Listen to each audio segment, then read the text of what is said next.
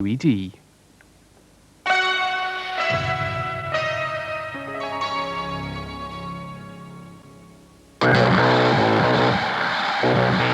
Yes! Michael Schumacher takes the lead in the Grand Prix of Europe, and the Benetton team go berserk. At the end of last year, the Benetton Formula One racing team was definitely on top.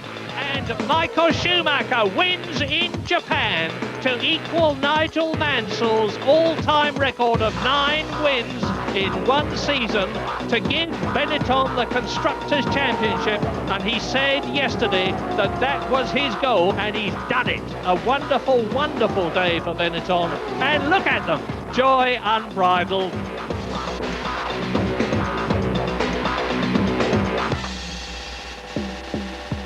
The problem with being at the top, of course, is staying there. For a start, Benetton's champion driver, Schumacher, has now gone to Ferrari. How much does success depend on the driver? Or is it the car that's the star? QED was given a look behind the scenes at Benetton as they prepared for the 1996 season. A season with not only a new car, but also 2 new drivers. However, in this highly competitive world of Formula One, it pays not to let your rivals see too much. Benetton, the Italian clothing manufacturer, acquired its British-based racing team about 10 years ago. But it's only in the last few years that it's had its rapid rise to glory, winning prize after prize. Heaven knows how much publicity value Benetton as a knitwear organisation get from Benetton as a racing team, but it must be zillions of dollars. And they have put together a superb collection of people. They've got a production and development facility that most of the teams would give their eye teeth for. They've just worked at it, which is what you have to do in Formula One and in life. Formula One is so competitive that it's tiny percentages in every area that make the difference between winning a race and almost being midfield. And if you look at the percentage time difference between a car that's on pole and a car that's 3rd or 4th on the grid, you're talking about fractions of a percent. So I think the reason why our car is going to be more competitive this year than last year is improvements in all the different areas. Ross Brawn, the quiet, deliberate designer, is one of the very, very best. The momentum in design and development terms that Benetton have got behind them with their people and their facilities and their money is irresistible. Ross will get it right very quickly.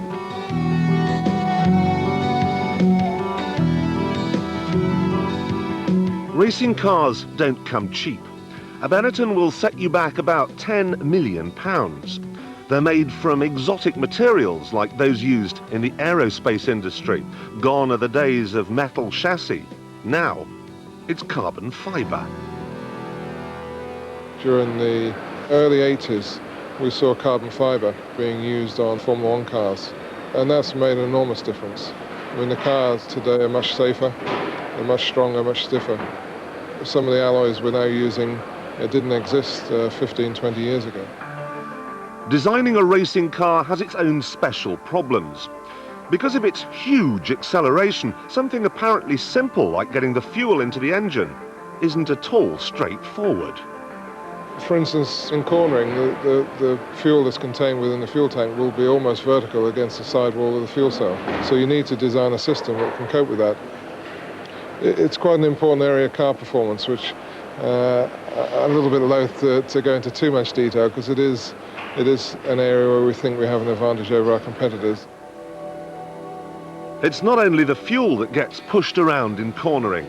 It's uncomfortable for the driver. He has to endure huge lateral forces on his head, and that puts enormous strain on his neck muscles. A personalised seat is essential. There's foam in the bottom, so you can... In mid-January, Benetton's new driver, Gerhard Berger, went to the Oxfordshire factory for his seat fitting. Okay? Yeah. foaming plastic is poured into a bin liner. As it expands, it moulds itself around the driver. We'll have to pour it in. Because Berger's so tall, the car has had to be lengthened too. So we need to readjust. Yeah, I just would like that you just go to the maximum. He's a veteran in the racing world, having driven for many different teams. Last year it was Ferrari. And for the possibility. I experienced the difference because I've been in Ferrari, I went to an English team, I come back to Ferrari. I prefer the English mentality to the work. It's more detail work, it's more taking care more about details, less emotional, and so I'm looking forward. By the end of January, the schedule was slipping slightly. This year's car should have been ready for its first test run, but it was still in the workshop. It's pretty tight. I mean, we're planning to run at Donington next week, either Tuesday or Thursday. And I think we'll be fortunate if we run Tuesday, but certainly by Thursday we'll be running. It's always, it's a difficult time because you can get there, but if you cut too many corners on quality, so it just costs you more time. And so we're very conscious of the fact that when we go running, it's got to be with a car that's correct. We could have been running a week ago, but the car wouldn't have been how I wanted it.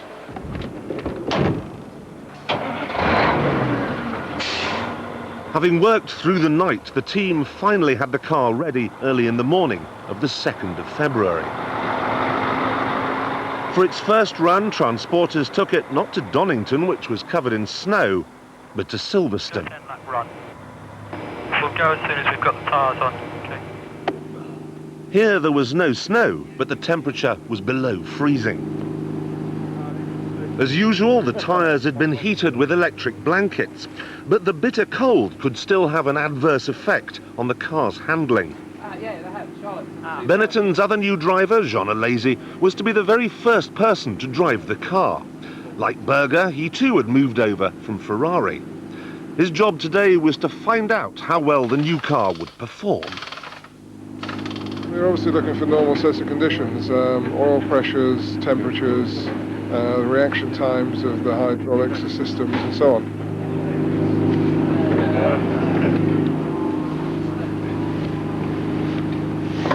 John, don't operate the neutral switch if you're in first gear. You have to use the clutch pedal if you're in first gear. French engineers from Renault were there too, to check on how well their engine would work in the new car.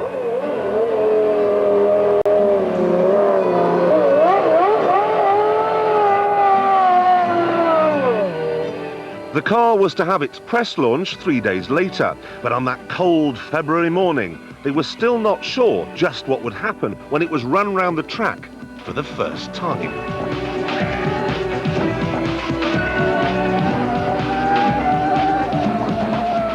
The car has a top speed of about 200 miles an hour, and it can accelerate from 0 to 60 in less than 3 seconds.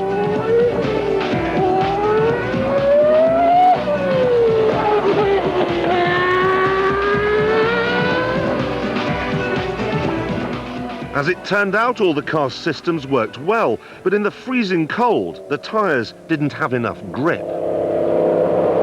I cannot brake at all, you know, it's so cold. No. So the car's easy to control in these slippery conditions? Actually, because we are in this kind of condition, I will say I'm very impressed because should be very slippery. And it's not. If you look the condition of everything, I feel a very, very, very good grip. And the control of the car, it's very easy. Despite the weather, it was a promising start.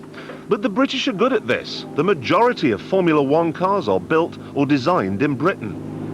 There's a view that British culture is suited to motor racing, and I think there's some truth in that. We seem to have the right attitude and approach, a good balance between commitment, enthusiasm, pragmatism, and so on. But I think it's historical. I think when you get a nucleus of people who design Formula One cars, then that spawns more people who can design and so on. It wasn't always the case. And the new Maseratis are out in front. Villaresi now leads on 18th. Britain's first Grand Prix for many years is an overwhelming success. Stirling Moss drove at a time when Britain was not so dominant. Originally, motor racing, I always felt, was an Italian sport. They have the enthusiasm for the cars and they're passionate about it and they're great artists. But then it got to a point where you needed special metallurgy and all these sort of things crept in. Then it became a little bit difficult. And the English, thank goodness, came up. And of course now, England makes the best cars, gearboxes, engines, whatever you like. It really took off in the 60s with the brilliant innovator Colin Chapman and his Lotus team. The cars had become lower and sleeker, and near the end of the decade, they introduced the revolutionary aerofoils. These looked like inverted aeroplane wings. The idea was to fly the car into the ground. Well, I guess the concept of downforce or reverse lift hadn't really been considered. We sat around watching aeroplanes take off, but we didn't think about doing the reverse and pushing cars into the ground. Although they did the trick, enabling the car to corner faster without skidding off, these early wings were relatively inefficient. 10 years later, Lotus achieved downforce more effectively by lowering the car and shaping the underside so that aerodynamic forces sucked it down onto the ground. I got involved in motor racing as downforce was becoming an understood factor. And when Lotus did their ground effect car the first year, it just disappeared. It was 2 or 3 seconds a lap quicker than anybody. But once we understood the principles, we all caught up, and it's been a major factor since then. To maximise the downforce, a wind tunnel is used. Racing car designers soon realised that such devices could help them win races. They're so vital that Benetton uses a wind tunnel at Farnborough's Defence Research Agency for most of the year. They experiment with various body shapes to see what improves the overall aerodynamics. The aerodynamic idea is to increase the downforce as much as possible. That downforce will glue the car onto the road. It will push the tyres hard into the tarmac, allowing them to grip much better in the corners. And indeed, once the car gets up to around 100 miles an hour or so, it's producing enough downforce that it would actually be able to drive along the ceiling. The downforce is greater than the weight of the car, and that will increase as the car gets faster and faster to several times the weight of the car. Aerodynamics is the most important factor in designing fast racing cars. Here they were testing the effect of curved panels on the side of the car, known as barge boards. Sensors in the model measure the amount of downforce produced. Hello? Hi, James. You to see the window? I can only see one problem with that, and that's A high-quality computer links Farnborough to the Benetton factory 60 miles away, so the engineers can sort out their ideas. the side of the chassis. Downforce is so effective at enabling cars to go faster that each year, for safety reasons, the governing body introduces regulations to reduce it and slow the cars down. It's the same for each team, so we have to go through this process of improving the car, and then the regulations pull it back. We improve the car, pull it back. Might seem a bit futile, but if we didn't do that, we would just be getting pulled back the whole time, and we would fall behind the opposition.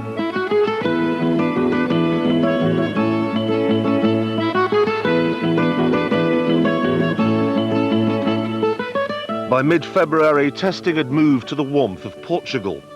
Temperatures here were closer to those the drivers would encounter during the season. Each day, work started before dawn.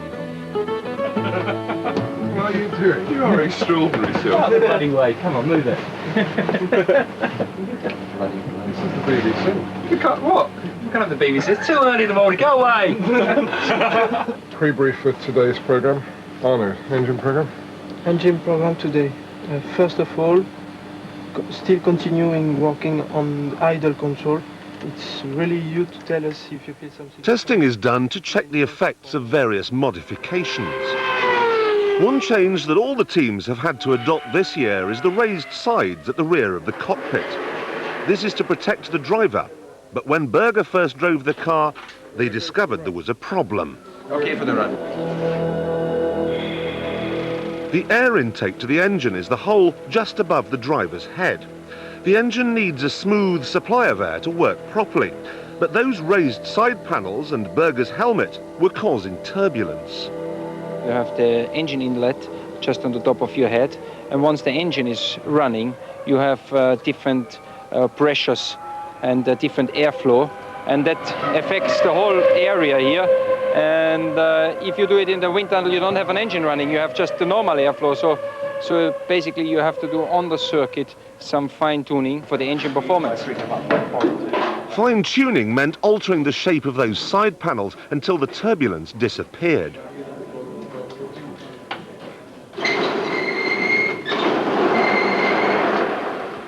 The head is a very critical area, and new racing cars, usually they start some turbulence in this area over 250 kilometers, and that means you get some buffeting, you get some head lifting, and always on a new car you have to sort this out, and it takes always 1-2 days, and that's what we did yesterday.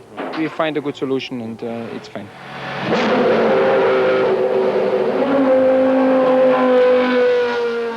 While out on the track, the car radios back information about what's happening to it, so the engineers can monitor the effect of the changes. The newly modified barge boards were tried out on a Lazy's car. They affect the downforce of the car, so they give the car more grip. But they also have an effect on the car over the bumps. You can make the car more critical over the bumps, so that's why we want to try them on the circuit. Because if you can make a car that's very insensitive to bumps, then the driver will have more confidence and he'll drive faster. Several other teams were also testing the cars in Portugal, and each checked how fast their rivals were by using speed traps at the side of the track. For the first time, Benetton's drivers got an inkling of what they were up against. I don't think either of them are particularly happy, because we're not a second quicker than anyone else, and that's always the case. You know, we're there at the front, but we're no quicker than anyone else, and so they're never happy at that stage. And I think they both feel the car, they need some more time in the car with their engineers to fine-tune it. The reflexes and reactions of the drivers are as fine-tuned as the cars. Okay, that wasn't too bad. Now brake hard. Third, second. Take a late turn in. Most of those aspiring to Formula One never make it. To take part is what matters. That's absolute bull. What matters is trying to win. You've got to be keeping your mind right on what you're doing all the time to be able to actually take a racing car and use it at its limit. People often say, what does it require?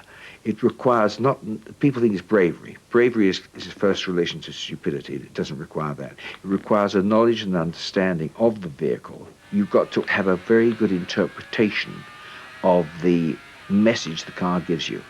It's just like if you're flirting with a girl. I mean, if you get a message she's going to clout you, you back off a bit. You know, let's face it. If you think that you're doing rather well, then you push on a bit. Well, it's the same with a car. I mean, you're going into a corner, and if you feel, well, my gosh, that's as far as they're going to go. If you can interpret that early enough, you say, well, I won't do any more. I'll try it another way. Hydraulic jacks on the corners of a cradle lift the wheels on a road car so that it skids easily. In this school for racing drivers, they have to learn to sense the point of skidding and then drive as close to that limit as possible. In fact, the car is always on the point of skidding. You're always trying to get to that fine limit, but the only way a driver finds the limit of the car under braking or through the corners is by exceeding it. And so often when you watch Formula One, quite often they will lock a wheel or two wheels braking for a corner, and then often the next lap they won't, because they will have just found the limit on that first lap round. So the skid training means that you've got the confidence to push the car to the limit, push it beyond the limit, but you can still come out of the corner at the other end and stay on the track. I think you can learn it. I mean, obviously you need a level of talent. But it's like every sport, you know, you see in a sport, you always see different kind of characters. It's the same in football, it's the same in tennis. You see big talents, usually the big talents are lazy. You see the other ones, they are not so big talents, but they are working very hard on themselves. And in the end of the day, they come together. And even in the end of the day, most of the time, I think the hard workers are going to be ahead. And very seldom you have both together, but sometimes you have both together, a very big talent and a hard worker, and that's going to be the great champion. But the very top drivers need something else as well. Schumacher has a look. You need intelligent drivers. They need to understand what's happening. And I think if you look at all the recent world champions, Prost, Senna, even Mansell, Schumacher, they've all been very bright people.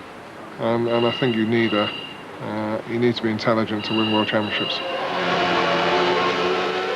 One of the things I was most impressed by with Schumacher, for instance, was when he overtook Hill at Estoril last year. And what you saw there was that Schumacher was holding back from Hill so that Hill couldn't see the manoeuvre. But Schumacher was taking a line into a particular corner, which was not the normal line. And Schumacher comes right up alongside Hill and goes through.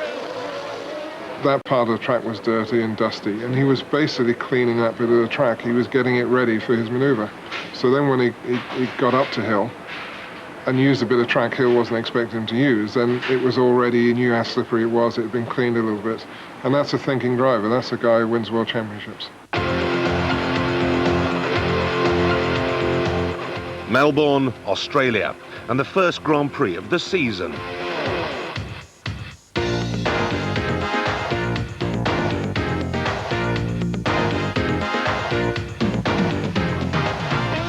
Things did not start well for Benetton.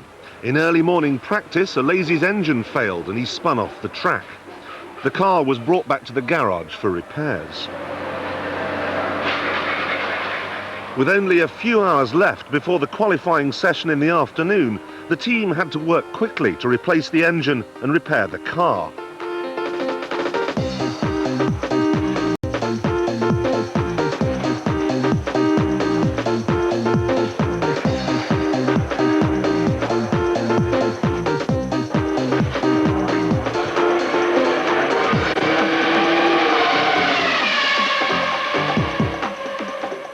Forced to stand and wait, Alesi was losing valuable experience of the track conditions. And then, to make matters worse, Gerhard Berger, pushing his car to the limit, lost it on a bend. Spinning out of control, his car ended up damaged as well. You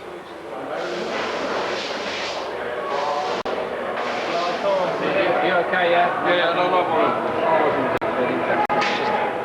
I was just preparing myself for qualifying. I just had to go a bit quicker, go a bit to the limit, and I had a quite good lap until there, but I was a bit too quick and I lost the car. Spectators were already streaming in and time was running out. After inspecting the damage, they decided Berger would have to drive the reserve car, but they had hardly any time left to set it up for him.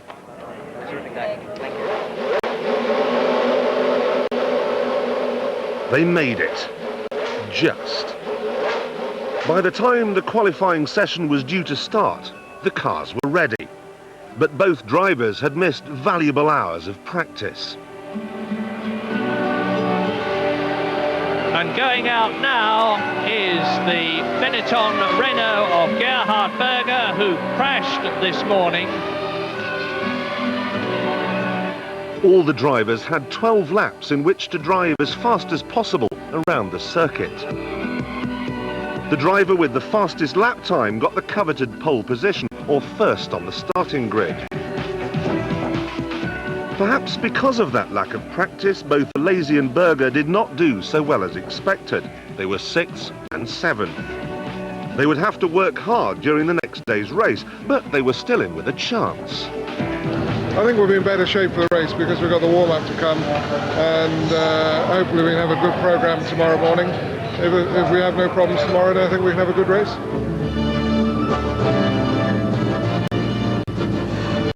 Australians, oh, let us rejoice, for we are young and free, with golden soil and wealth for toil.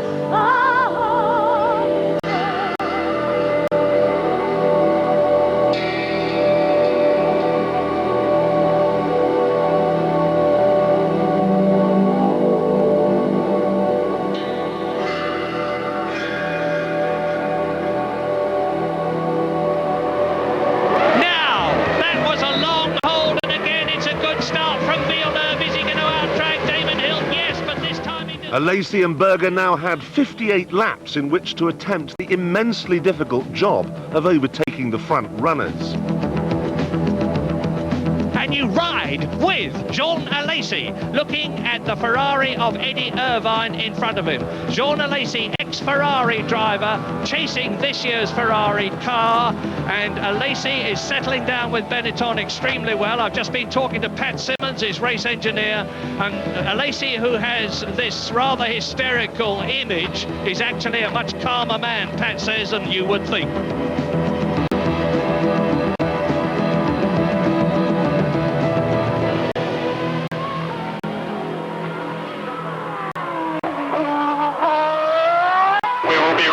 Bodywork and tyres. We have seen your problem. We will be ready with bodywork and tyres. Speed limit is in pit lane. The team was standing by to get Alesi back in the race as quickly as possible. But Ross Brawn walked across from the pit wall and, waving his arms, signalled, "Forget it."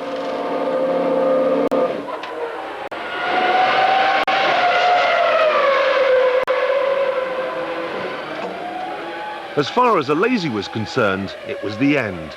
He was out of the race. Now everything depended on Berger.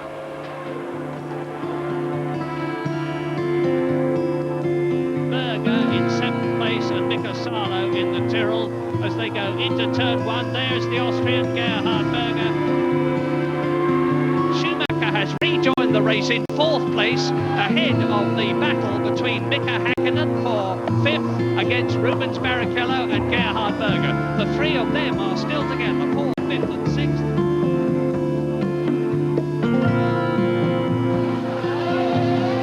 That's the quickest top stop we've had so far. Gerhard Berger in 9.1 seconds. And a credit to the Benetton team, because that's 2.5 seconds faster than Eddie Irvine and 3 seconds faster than Schumacher. Schumacher down to 9th position, a lap adrift. He's a lap behind, and out of the race goes Michael Schumacher.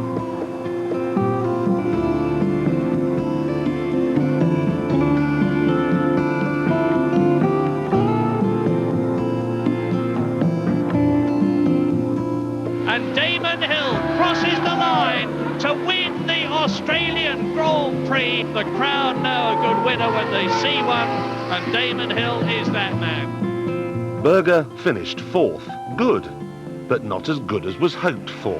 Australian Grand Prix, the first one at Melbourne, and very much a race to remember. Obviously, it was a finish with Gerhard, so that was some points, but Jean should have done a lot better. And it's a shame he had the accident, because that I think he would have been a lot closer. I think he was getting impatient, trying to get past Irvine. He was a lot quicker than Irvine. Irvine was holding him up. He wanted to get past him and make some progress on the guys ahead. We've learned a lot this weekend, how we work with the drivers and so on. So we've got a test between now and Brazil. We need to do a lot of work there. And we need to sit down with the drivers and find a way of working better together. I think the great thing about motor racing is you have one bad race, but the next one can be fantastic. So we're just going to get our act together. We've been in this position before, and we're not going to stay here.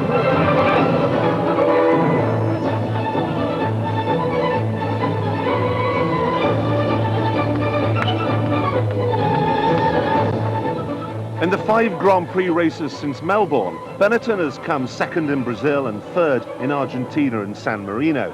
They've got 10 races left to score their first victory.